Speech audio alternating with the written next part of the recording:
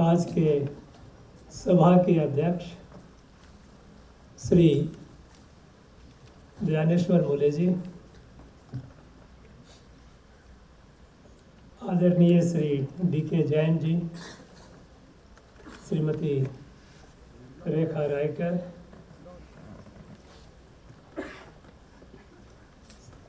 मंच पर विराजमान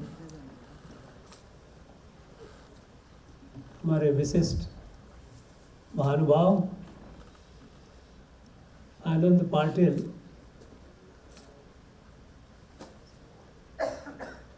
हमारे प्रिंसिपल सेक्रेटरी और इसके आयोजन के परहैप्स सूत्रधार,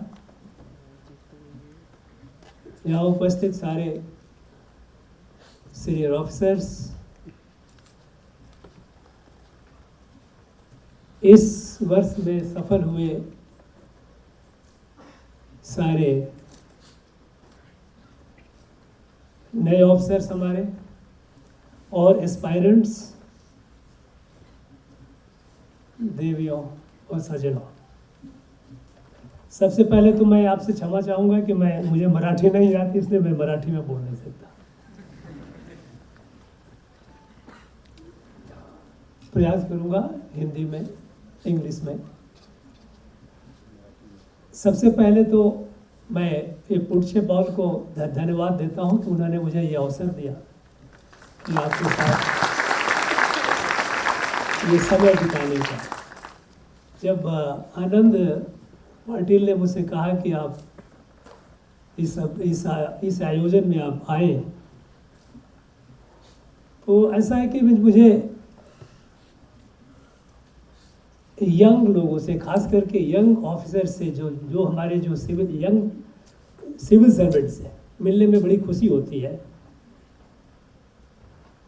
ऐसे तो मेरी पत्नी कहती है कि this is a sign of old age, when you grow old you start dispensing nuggets of wisdom to the people. Be that as it may, she may be right. फिर भी चूंकि मुझे खुशी मिलती है, इसलिए मैंने छूटते ही कहा जरूर मैं आऊँगा।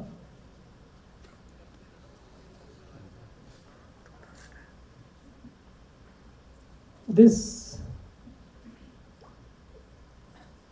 meeting, this gathering of successful officers and aspirants,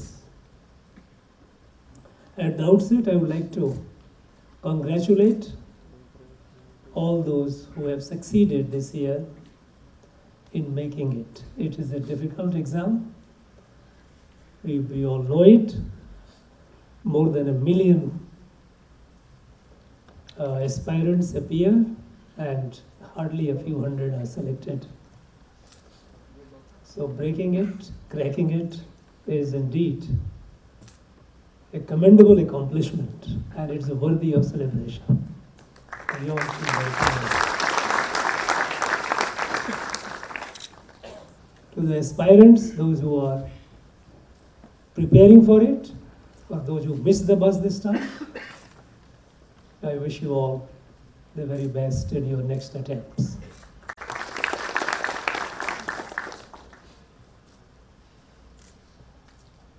हमारे पूर्व वक्ता मूले साहब ने और जैन साहब ने अच्छी बातें आपको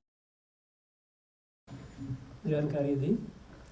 मैं आशा करता हूँ कि आप इसका संज्ञान लेते हुए इसको आप ध्यान में रखेंगे।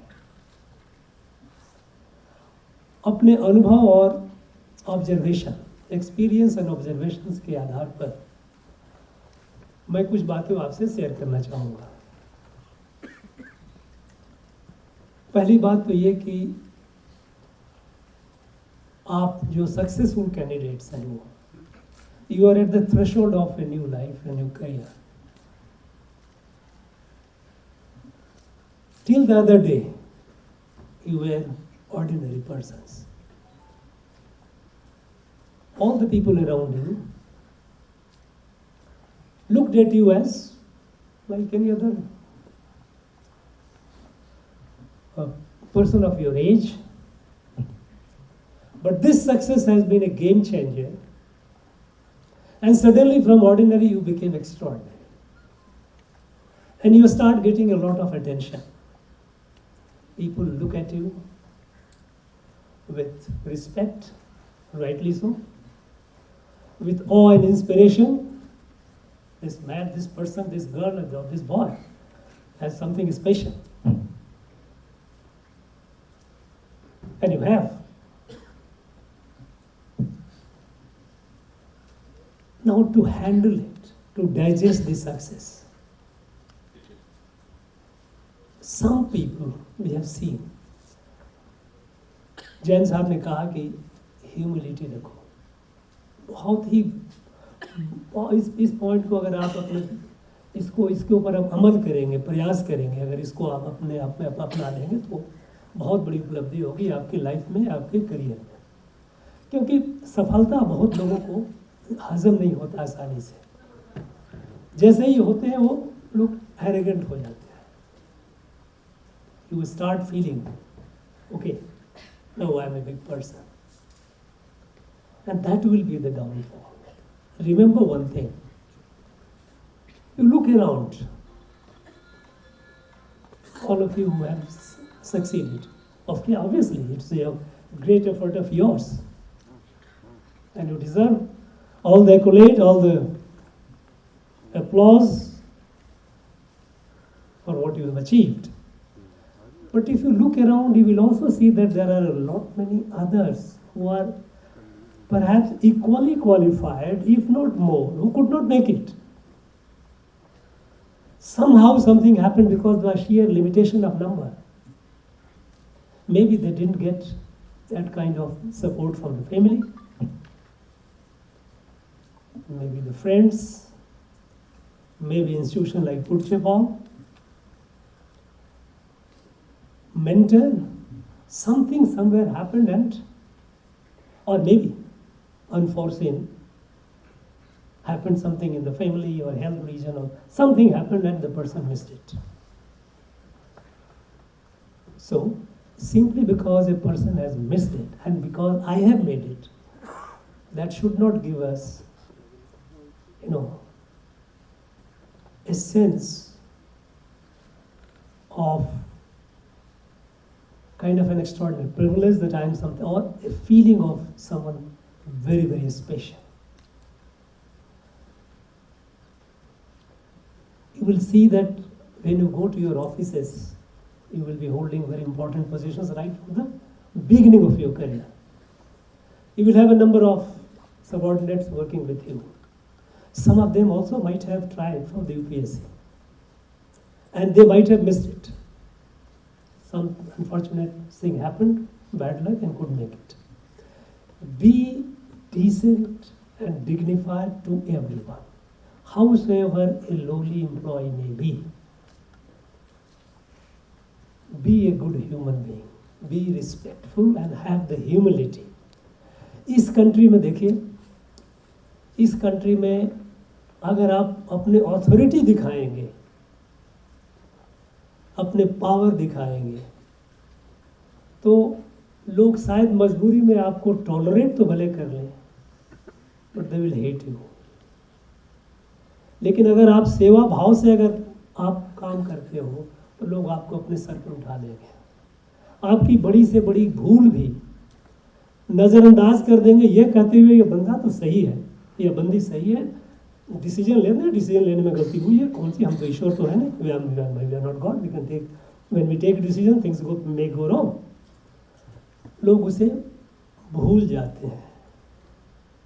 लेकिन अगर आप ऑथोरिटी और पावर का सेंस लेकर करेंगे तो उसमें आपके जीवन में बहुत सारी कठिनाइयाँ आएंगी.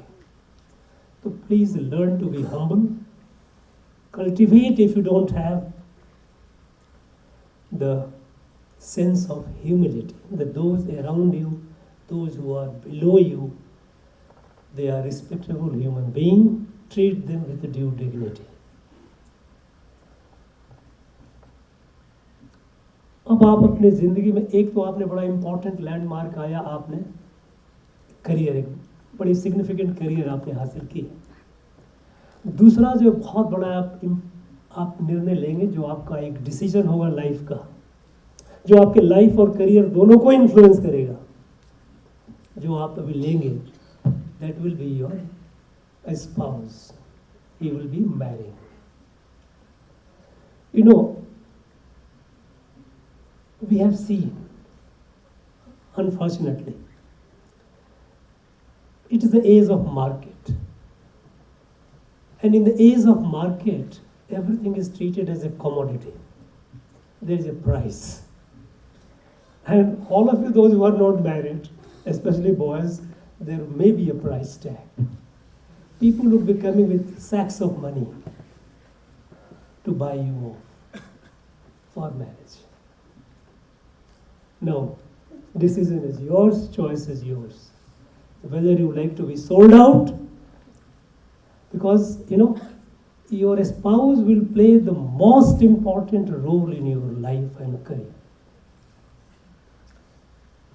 आप दुनिया से लड़ लेंगे, दुनिया चाहे कुछ भी हो जाए, कितना भी विपरीत क्यों नहीं हो जाए, अगर आपका स्पाउस आपके साथ खड़ा है या खड़ी है, तो आप किसी भी चुनौती का सामना बड़े ताकत के साथ कर लेंगे.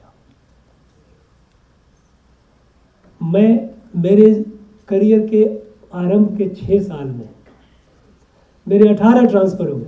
I was transferred 18 times in my 6 years of my career.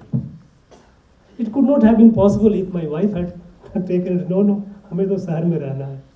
नहीं, सवाल ही पैदा नहीं होता. हम जाएंगे नहीं, जा रहा है तुम जाओ. अब आपको एक जीवन साथी चाहिए या फिर एक ब्लैंक चेक, क्योंकि लाइफ में आपके बड़े उतार चढ़ाव होंगे. कोई भी लाइफ, कैसी भी लाइफ, एक इवन जर्नी नहीं होती. इसमें आपको ऑड्स एंड इवेंट्स होते हैं. इसमें आपको अच्छे दिन आएंगे, बुरे दिन आएंगे, संकट के दिन आएंगे, खुशी के दिन आएंगे. ये सर्दी गर्मी की मिला जुला लाइफ जर्नी जो है वो चलती है. इस जर्नी में आपका जो एक साथी है वो आपका जीवन साथी है. आपको ये निर्णय, इम्पोर्टेंट डिसीजन लेना है कि आप किससे आप साथी, आप एक जो जीवन साथी चाहिए जो आपको साथ आपके कंपैटिबल हो और आपके साथ जर्नी के लिए तैयार हो, जिस जर्नी में उतार चढ़ाव होंगे. और जैसा मैंने कहा, अगर एक बार बिक गए तो आप बार बार बिकेंगे, इतना तो जान लीजिए. एक बार, क्योंकि एक बार आपका वो जो इंटरनल अंदर की जो मॉरल स्ट्रेंथ फोर्स, अगर वो एक बार हिल गई तो फिर आप हिलते रहेंगे. It's very important decision and which you need to bear in mind. कुछ पर्सनल चीज़ें को आ रहा हूँ, फिर उसके बाद मैं थोड़ी सी बातें कहूँगा. Public life, because you have a mix of public and personal life, और दोनों ही साथ साथ चलेंगे. मैं कहूँगा आप इस दहलीज पर हैं, इस थ्रेशोल्ड पर हैं, जहाँ आपकी ज़िंदगी का सबसे प्राइम टाइम भी यही होगा और आपका मोस्ट प्रोडक्टिव या करियर भी यही होगा. अगले आने वाले 30 सालों में या 35 सालों में या 28, जो भी साल आपका सर्विस का है, ये पीरियड आपको, by the time you will retire, you will have spent most of your creative energies. You might be a bit tired also. You might be hitting the autumn of life. So ये life और career दोनों का ही ये best period है, prime period है दोनों का, और दोनों को हम सेपरेट भी नहीं कर सकते, इंटरट्वाइंड है. और इससे पहले मैं थोड़ा आपके पर्सनल लाइफ, आपकी हमारी जो पर्सनल लाइफ है उसके ऊपर थोड़ा ध्यान देना. मैंने कहा कि जैसे ह्यूमिलिटी लाना, स्पाउस, राइट स्पाउस का आपका सिलेक्शन, जो उनके साथ चुनाव, जो आपके साथ जिंदगी में चलने को तैयार हो. और तीसरी चीज़ जो मेरी एक एडवाइस होगी अनुभव के आधार पर, हैबिट ऑफ सेविंग. देखिए ऐसा है, कंज्यूमरिज्म का ज़माना है. कितना भी पैसा आपको मिल जाएगा, अगर आप चाहेंगे कि बस दुनिया के सारे सब ऐशो आराम शौक मुझे ही हो, तो पैसा कोई भी कितना भी पैसा वो कम पड़ेगा। लेकिन आज सरकार आपको इतने पैसा तो देगी कि आप एक डिग्निफाइड लाइफ आप जिंदगी गुजार सकें। जब हम लोग नौकरी ज्वाइन किए थे, सर्विस में आए थे, तो हमारी तनख्वाह 720 रुपये हुआ करती थी। जब सीनियर ग्रेड मिला था, जब सीनियर ग्रेड में आए थे जब, तो हमारी तनख्वाह 1100 रुपये हुई थी। ठीक है, आज इन्फ्लेशन है, बढ़ गया, लेकिन फिर भी उतना नहीं। आज आपको लगभग 1 लाख रुपए के आसपास में आपको तनख्वाह मिलेगी। हैबिट ऑफ सेविंग बनाइए। अगर आज आपने आपकी लायबिलिटी आपके पास कम है, अगर आपने सेविंग शुरू कर दिया आज से, तो आज से 10, 15, 20 साल बाद, 15 साल बाद जब बच्चे बड़े होंगे, हायर एजुकेशन में जाएंगे, उस समय पैसों की ज़रूरत पड़ेगी और उस समय आप अपने आप को असमर्थ न महसूस करेंगे। जिंदगी डिग्निटी से ज़िंदगी जीते हुए, जैन साहब ने कहा, आपने डिग्निटी को मेंटेन करना। तो डिग्निटी को मेंटेन करने जरूरी है आपका कि आर्थिक स्वतंत्रता, आपके आर्थिक स्वावलंबन, आपका फाइनेंशियल इंडिपेंडेंस होना जरूरी है। इसलिए हैबिट ऑफ सेविंग, पता नहीं सीनियर ऑफिसर आपको एडवाइस देते कि नहीं, मैं समझता हूँ कि मैंने अपने अनुभव का आधार पर मैं प्रयास नॉर्मली लोगों से करता हूँ, जो यंग सिविल सर्वेंट्स होते हैं, you must cultivate a habit of saving and proper investment of what you are saving, so that your saving does not deplete, does not decline, it keeps growing. There are instruments, some amount of financial literacy will be necessary and it is essential, you must have it. And it will be, जब आप बच्चे बड़े होंगे, जब आप retire करोगे, जब आपको मकान की ज़रूरत पड़ेगी, उस समय पैसे कहाँ से लाओगे? ये सेविंग आपको with the magic of compound interest, it will be sufficient enough to look after your needs. एक बात और कि हम जितने हैं, हम सारे, every human being has 3 facets of one's personality. हमारे 3 पहलू हैं, physical, intellectual and spiritual. ये तीनों का समन्वय और तीनों का ध्यान रखना लाइफ और करियर दोनों में ही बहुत ज़रूरी है। अपने स्वास्थ्य पर ध्यान रखना। अधिकांशतः लोग हम देखते हैं कि 40, 45, 50 आया नहीं कि उनकी डायबिटीज़ हो गया, हाई ब्लड प्रेशर हो गया, हाइपरटेंशन, ब्लड शुगर, ये प्रॉब्लम आने लगती है। होने को तो किसी को कुछ हो सकता है, लेकिन कुछ चीज़ें ऐसी हैं जो आप एक अपने आप को स्वस्थ रख कर उसको आप दूर कर सकते हैं। तो अपने स्वास्थ्य पर ध्यान रखना, और इसके लिए कोई बहुत ज़्यादा कुछ करने की जरूरत नहीं है। अगर आपने 45 मिनट्स to 1 hour का ही योगा का अगर आपने अभ्यास करना है, लाइफ का एक पार्ट बना लिया, तो आपको ज़िंदगी भर आपको that will take care of you. Don't have to be a body builder. Young age में होता है लोग बॉडी बिल्डर करते हैं, गो अहेड, जिम जाओ, सब करना है सब करो, लेकिन जो बेसिक जो है सस्टेनेबल, अगर आप वो करते जाओगे तो you will, because if you are sick your work output is affected, your family is disturbed, everyone around you, they suffer. I don't think it's worth. I don't think you should cause not only suffering to yourself but your people you are near and dear you. So keeping yourself healthy by maintaining a healthy lifestyle is your responsibility, and you must do it. Second is your intellectual. हम तो बहुत आगे नौकरी में आगे इतना competition से आए हुए, बहुत ज्ञानी हो गए, बहुत जानकारी हो गई, अब क्या जरूरत नहीं। This is the beginning of your life, you must continue keep the habit of reading.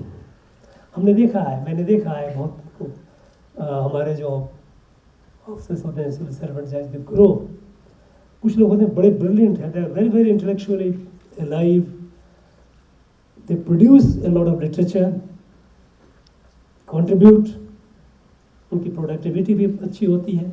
कुछ लोग होते हैं वो कहते हैं वाह, दे vegetate. If you don't grow, the law of nature is you will decay. If you intellectually don't grow, you will decay. Keep reading. Developing, keep the habit of reading. Keep yourself intellectually alive. And the third is a spiritual. A spiritual is not necessarily going to temple, going to church and mosque, A spiritual is a kind of a communion with something which is beyond. Suppose you are play music. Wonderful. Listen to music, play music, why not? If you are a painter, develop it. Painting itself, it can take you to a different dimension.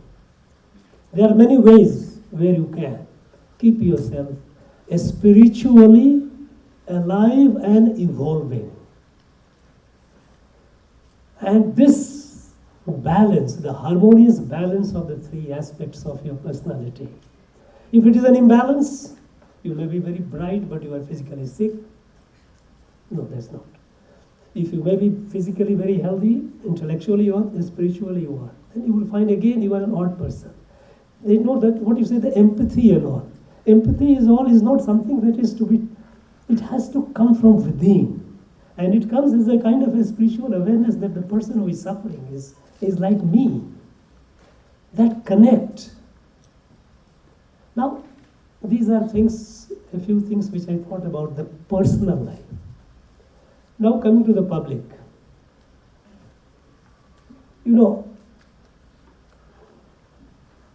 When I see Marathi officers, I feel very proud because we all know that sense of nationalism, the sense of this nation, Bharat. If there is one community or one area where it has been the most alive, intense, vibrant and aggressive, constructively aggressive, it was the Maharashtra.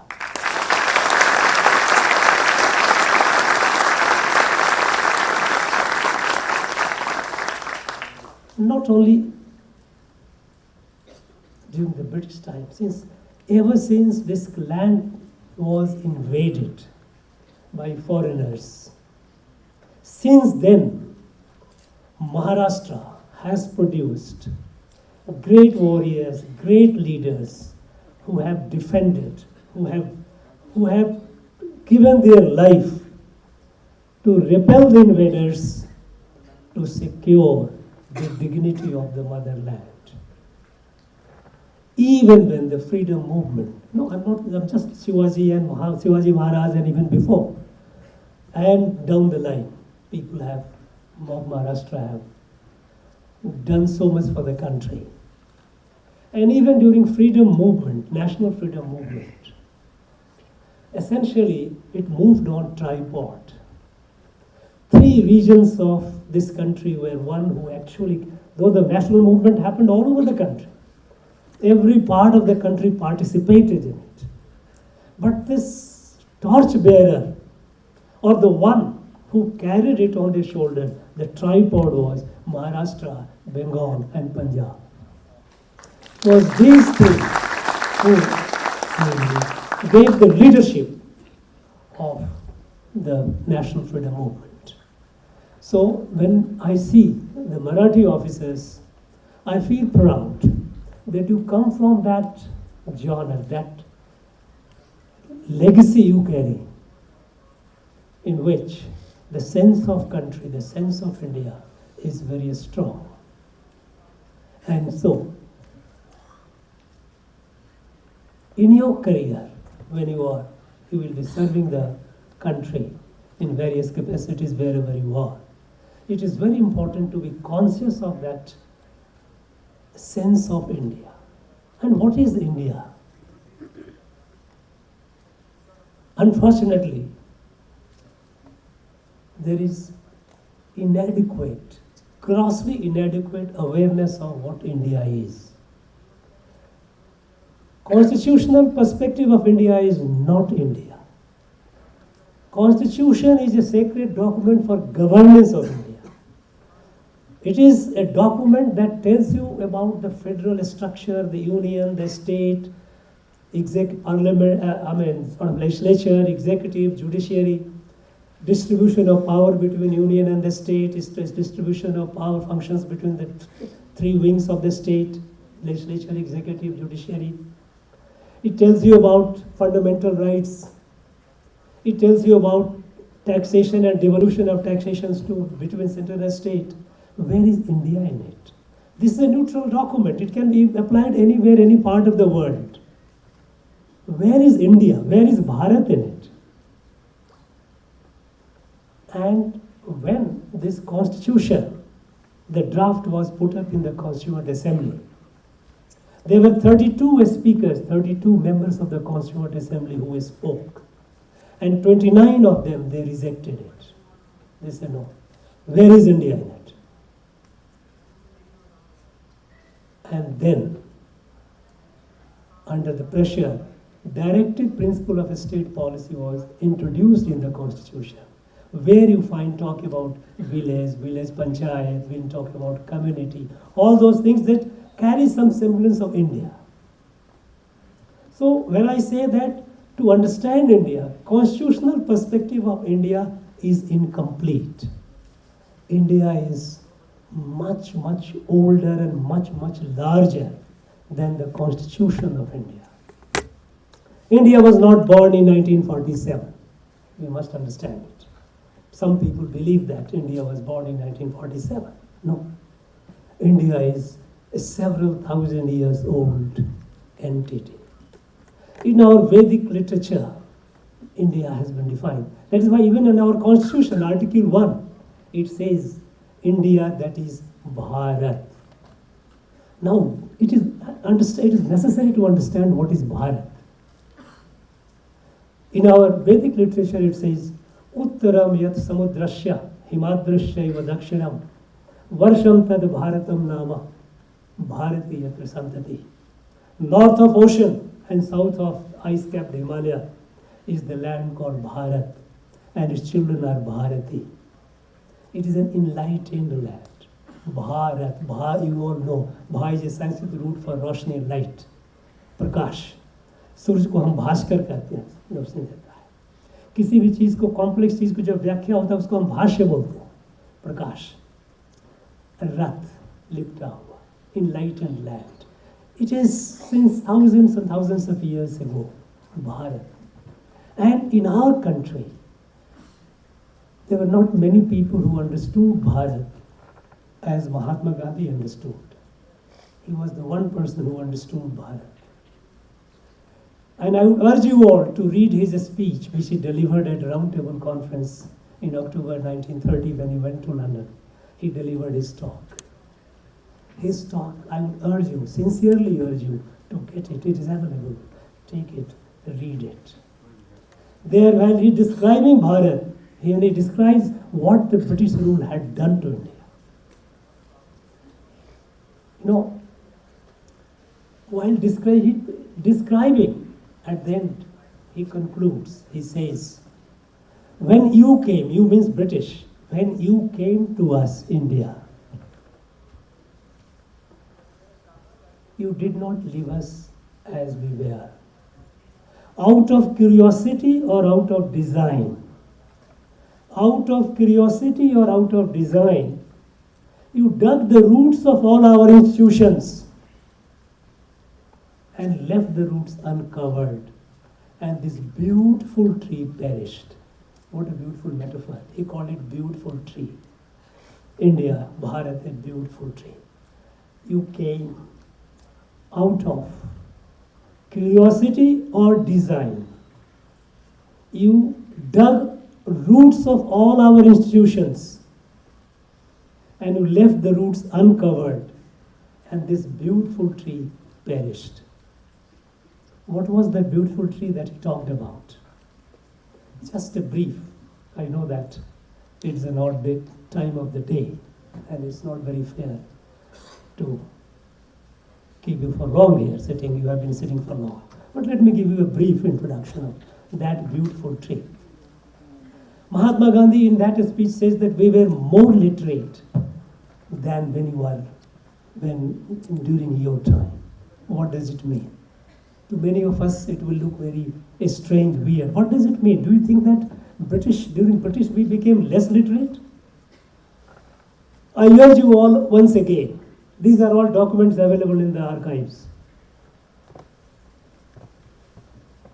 When the British came to India, you all know that in the year 1600, East India Company was formed with a charter to do business in India. For 150 years they did business, commerce. And in the decade of 1750, to be precise 1757, Robert Clive defeated Siraj-ud-Dowla and took over Bengal. For the first time, a trading company captured a territory. Now, having captured a territory, the question before the company was, how will they administer? They were business people, they were trading. So Robert Clive wrote a letter to the company headquarters in London. He wrote the letter saying that, look, we are a trading company. Governing a territory is not our forte, we don't know. So while we continue doing the trading, administration of this should be taken over by the British government. Now this, since the reference was made to British government, company forwarded the letter to the British government that, look, this is the comment which has come from our governor of Calcutta, Robert Clive. And this issue was hotly debated in the government, British government. At the time, there was an advisor to the British government on colonial affairs. And that person was Professor Adam Ferguson. Professor Adam Ferguson was professor of Edinburgh University. Those days, 3 centers of learning, Oxford, Cambridge, and Edinburgh. Adam Ferguson was from Edinburgh, and he was the advisor to the British government on colonial affairs. British had an experience of colonizing North America. They had already colonized North America. By the time this was going on, it was 1760 onwards, 65, 70 onwards. Things were taking a turn in the US, in the America also. And those British people, those who had gone and settled in America and colonized it, they wanted to break away from Britain. That is how American Revolution is all about. So Adam Ferguson gave his comment, because the government passed on that letter, a copy of it, for the comment of the advisor. And it's very interesting. I urge you all again to read that. Adam Ferguson says in his letter that, look,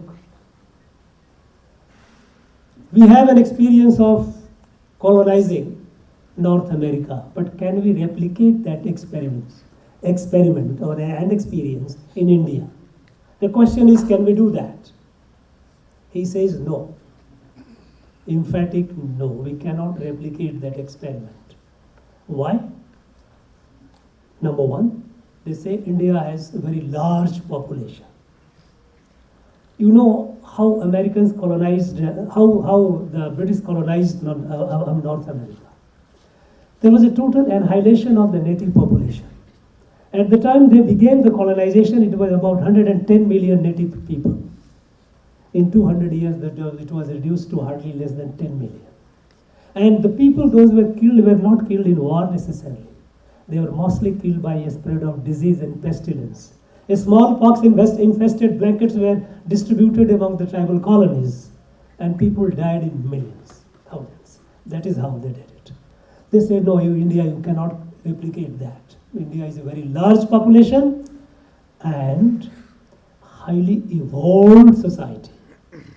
Indian society was a highly evolved society. Now, if I tell you highly evolved, what does it mean? Just one data I am telling you. In 1750, why I am coming to 1750 quite often is because that's a decade of colonization of India. And that is just the time when the story of India began changing. 1750, India and China together, they contributed to 73% of the world, the global industrial production. There was no America, there was no Europe, nobody was, no Japan. 73% of the industrial production of the world, global industrial production, was India and China, and India's share was marginally more than China. It was around almost 40%. All that you need to go is to go back and see what was the state of industry in India before colonization, and you will get the data. We were much ahead in manufacturing. Not only textile, but even metals and many other things. In education, the three presidencies, Bengal, Kolkata, Bombay and Madras, they commissioned a status of native education. And again, it is an interesting report. Read it. You will find. The reports are so exhaustive, so detailed. Number of schools, number of higher centers of learning, subjects taught, students, boys, girls, very exhaustive. The subjects taught were mathematics, literature, not only just literacy, but literature, astronomy, art, music. In higher education, Kalidas and other texts were, sort of prescribed. Abhigyana Sakuntalam, Raghuvansam, Meghdootam, all these were being taught. So, what they decided, again, Adam Ferguson says that since we cannot replicate the American experience in India, North America experience in India, then what should we do? What should be the objective of the empire there? He said, our objective should be transfer of as much wealth as speedily as possible. Transfer of as much wealth as speedily as possible. And then he writes something which some of us who are senior here, sitting here, we have the experience. He said that if this transfer of wealth as much and as speedily will require frequent breaking and bending of rules.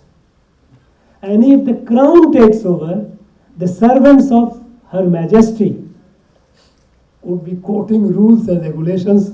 It will be very difficult to do that. They will not allow that to happen. If it is done by the company officials can do it with impunity. All that we knew, the government should look the other way. So he recommended no, it must be with the company because we need to transfer the wealth. If the British civil servants come, it will not happen because they will be quoting rules, regulations everywhere.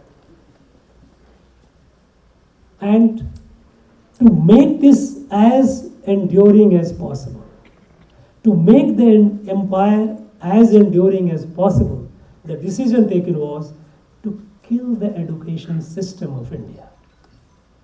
And first they came in 1802, what they called Peel's Act, to introduce, because when they got the report from the three governors, the status of education, so it was difficult. With this you cannot. So they decided to kill that slowly. And so they created the parallel system of education under Peel's Act in 1802. They also commissioned writing. They also said that the natives must be infused with a sense of inferiority and acceptance of our superiority over them. Then they commissioned writing of history of India. And those of you who have studied political science, you are familiar with John Stuart Mill. Many of you will be familiar. John Stuart Mill, known for his Italian theory and all. His father, James Mill, was commissioned to write the history of India. At James Mill, in 7 years project, he wrote 5 volumes of history of India. If you have time, the books are available, read it. All derogatory, everything in India is bad. Everything is bad. Indians are worthy to be enslaved. They have the characteristic of being an eunuch. These were the languages that he has used. And these books were later introduced in textbook in India, in higher colleges, and these books were made the reference books for the British civil servants, those who had qualified to come to India to serve. Before coming to India, they had to pass a test. After having been selected, they had to pass their familiarity with India, how much familiar they were with India. And these were the reference books. So this is how they start. Create a sense of inferiority and kill the education system. And over the years they did, and they did it very, very successfully. And we became so much enslaved and beholden to the English and English language and English thought process that we find it difficult to believe that any point of time were we so good. People wonder, we were. All that you need to do is you go back before 1750 and see how this country was. You know, in the field of science, in 1771, a team of professors came from, Edinburgh, professors of mathematics and astronomy. They came to Kashi, because Kashi we had the largest observatory, and that was the seat of astronomical studies. And there, the team, they found that they had the data and planetary position and movement. The data goes back to 3102 years before Christ. When I'm telling you, perhaps you might be feeling what I'm talking.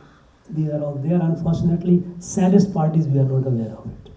Now, 3102, since then they had all the data. And in that, he found, the team found that planet Saturn had 6 satellites. Till then, they had discovered only 5. 6th was not known. But that report